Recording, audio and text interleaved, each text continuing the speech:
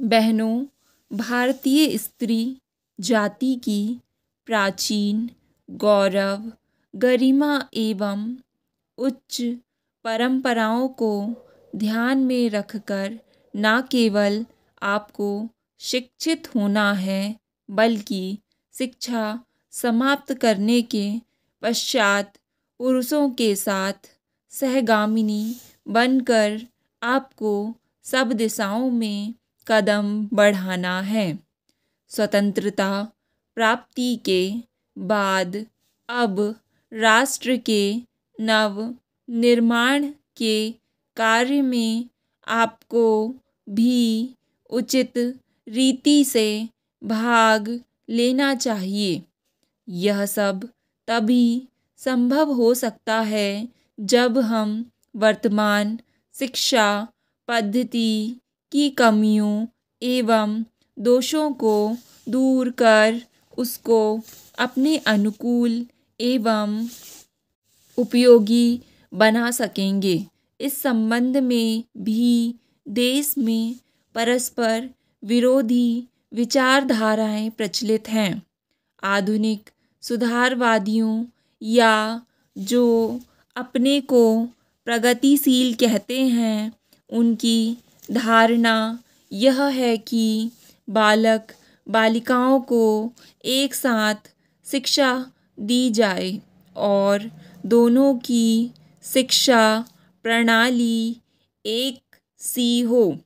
उनका यह भी विचार है कि स्त्रियों को न केवल शिक्षा पद्धति में ही बल्कि अन्य क्षेत्रों में भी पुरुषों के बराबर के अधिकार मिलने चाहिए तथा उन्हें संपूर्ण सामाजिक स्वतंत्रता होनी चाहिए।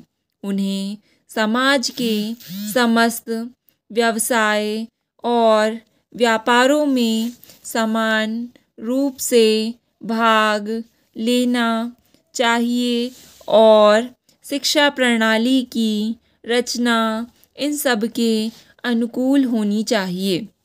दूसरी ओर कट्टरपंथियों के विचार इनके विपरीत हैं। इस प्रकार स्त्री शिक्षा और अन्य बातों के संबंध में हमारे देश में वर्तमान समय में परस्पर विरोधी विचारधाराएं प्रचलित हैं। इन दोनों में से कौन सी विचारधारा उपर्युक्त हो सकती है और किसके द्वारा हमारी संस्कृति एवं सभ्यता फल फूल सकती है, इस पर हमें ध्यान देना आवश्यक है। जहाँ तक मेरा अपना विचार है, मैं समझता हूँ कि हमारे लिए इन दोनों के बीच के मार्ग को अपनाना श्रेयस्कर होगा। वर्तमान शिक्षा पद्धति के आदर्श एवं उद्देश्यों में जो दोष पाए जाते हैं, उनके अतिरिक्त वह बहुत महंगी सिद्ध हो रही है। प्रतिवर्ष हम अपने विद्यालयों द्वारा हजारों विद्यार्थियों को तैयार करते हैं, जिनमें से बहुतों को नौकरियां ना मिलने पर जीविका चलाना बहुत कठिन हो जाता है।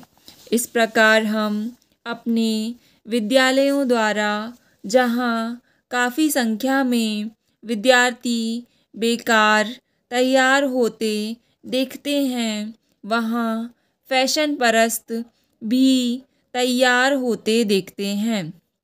हमारे साधारण गृहस्थ घरों की लड़कियाँ जब प्रारंभ में आधुनिक विद्यालयों में प्रवेश पाती हैं, तो धीरे धीरे वे भी वहाँ की फैशन परस्ती की शिकार हो जाती हैं और सुंदर सुंदर बहुमूल्य साड़ियाँ एवं भांति भांति की साज श्रृंगार की वस्तुओं की नकल करने लगती हैं, जिससे अपने माँ बाप या अभिभावकों को पर्याप्त मात्रा में व्यय कराने के संकट में डाल देती हैं।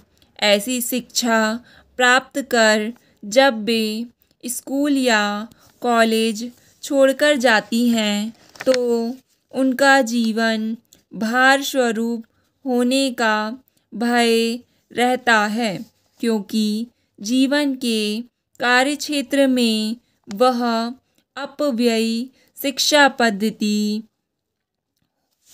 धनोपार्जन के उपयुक्त सिद्ध नहीं हो सकती।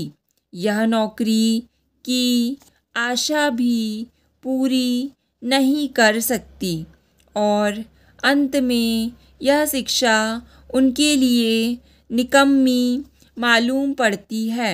इसलिए हमें सचेत होकर सोचना है कि क्या वर्तमान शिक्षा पद्धति ही हमारे लिए उपयुक्त है।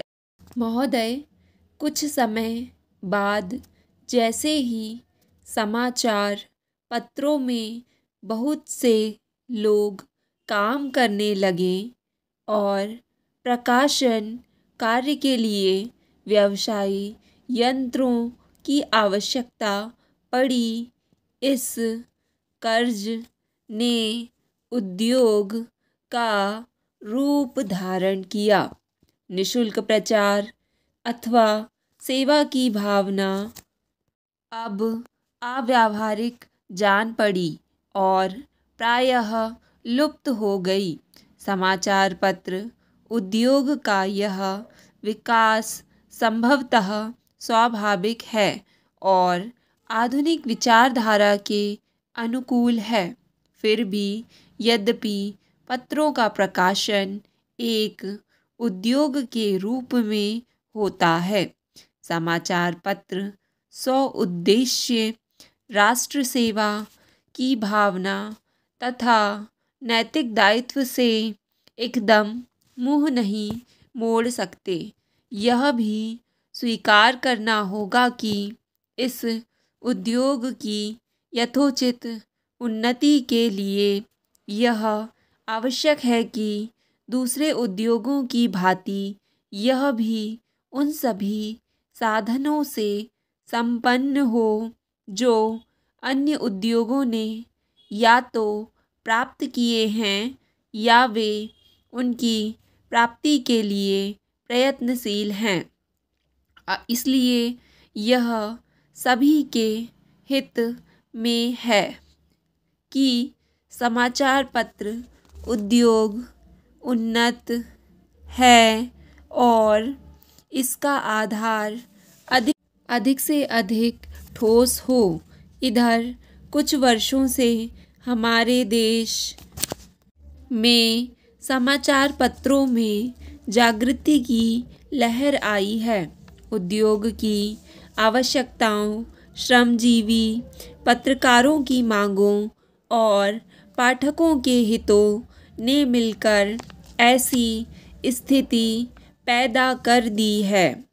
समाचार पत्रों की दशा पर पुनर्विचार करना आवश्यक हो गया। समाचार पत्र आयोग की नियुक्ति, आयोग की सिफारिशों का प्रकाशन और उन सिफारिशों पर सरकार का निर्णय, ये सभी उक्त समस्याओं को सुलझाने के सम्मिलित प्रयत्न हैं। मैं आशा करता हूँ कि इन प्रयत्नों द्वारा समस्या का समाधान हो सकेगा।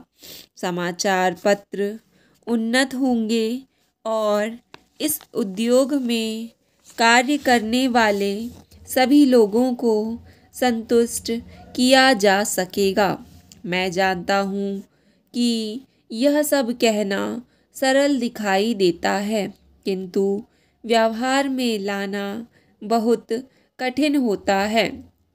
परंतु मुझे सुशिक्षित श्रोताओं से यह कहने की आवश्यकता नहीं कि मानवीय गतिविधि के सभी क्षेत्रों में, चाहे वह राजनीति, उद्योग अथवा प्रशासन का क्षेत्र हो, विभिन्न हितों और विचारों में सहयोग की भावना से राष्ट्र तथा समाज के हितों को सामने रखकर सामंजस्य स्थापित करने का प्रयास आवश्यक है। मैं इतना आशावादी नहीं कि मैं यह समझूं कि वे लोग जिनके सुझाव बड़ी बड़ी समस्याओं को सुलझाने में सहायक होते हैं, निजी समस्याओं का निपटारा करने में असफल रहेंगे। हाल में भारतीय संसद ने इस संबंध में जो अधिनियम पास किए हैं, उनका उद्देश्य समाचार पत्रों की समस्याओं को सुलझाना है। यह कहना अनावश्यक होता कि कोई भी अधिनियम, चाहे वह किसी भी क्षेत्र में सुधार के लिए लागू किया जाए, प्रभावपूर्ण रूप से तभी कार्यान्वित हो सकता है जब सभी संबद्ध दल उसे सहयोग की भावना से ही कार्य रूप दें। इन मामलों में अधिनियम के शब्दों का इतना महत्व नहीं जितना उनके पीछे निहित भावना का होता है। क्या मैं आपकी संस्था से यह अनुरोध कर सकता हूँ कि इस मामले में आप समाचार पत्रों को मार्ग दिखाएं। आपकी संस्था निश्चय ही प्रमुख तथा अत्यंत प्रभावशाली समाचार पत्रों की प्रतिनिधि संस्था है। प्रायः सभी बड़े समाचार पत्र आपके सदस्य हैं। स्टॉप।